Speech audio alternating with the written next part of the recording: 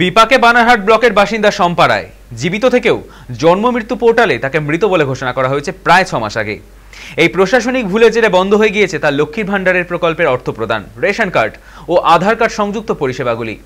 ধূপগুড়ি থানার অন্তর্গত প্রধানপাড়া এলাকায় এই গৃহবধূ কয়েক মাস ধরে গ্রাম পঞ্চায়েত ও ব্লক অফিসের দ্বারে দ্বারে ঘুরে বেড়ালো, কোনো সমস্যার সমাধান পাননি।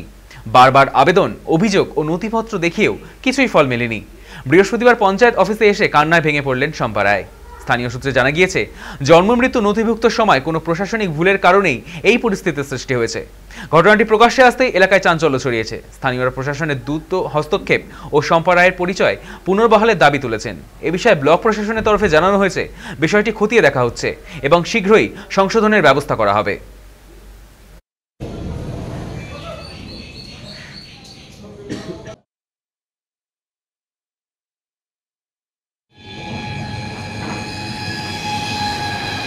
অঞ্চলে ঢুকে দেখছি একজন ভদ্রমহিলা নিচতলায় খুব কান্নাকাটি করছে।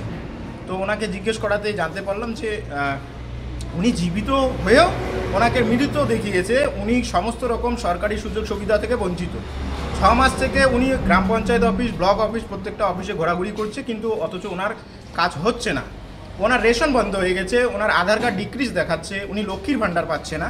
এবার ওনার সঙ্গে যতটুকু কথা বলে বুঝতে পারলাম যে 6 মাস থেকে এই মহিলা এই অফিস থেকে ও অফিস, ও অফিস থেকে সেই অফিস, এইভাবে ঘোরাঘুরি। কাদের গাফিলতির জন্য এমনটা হচ্ছে? দেখুন, আমাদের মানবিক সরকার তো প্রত্যেকটা লোকের জন্য বিভিন্ন সরকারি সুযোগ সুবিধা দিয়েছে, কিন্তু এক শ্রেণীর প্রশাসনিক আধিকারিকের খামখেয়ালিপনা এবং গাফিলতির জন্য আজকে এই ধরনের সাধারণ মানুষ ভুক্তভোগী হচ্ছে। আপনাদের সামনে কথা বললো, তার মানে উনি তো এখনো এলাইভ আছে। ওনার সমস্যাটা দূরীভূত হোক, অতি দ্রুত প্রশাসনের দৃষ্টি আকর্ষণ করছি।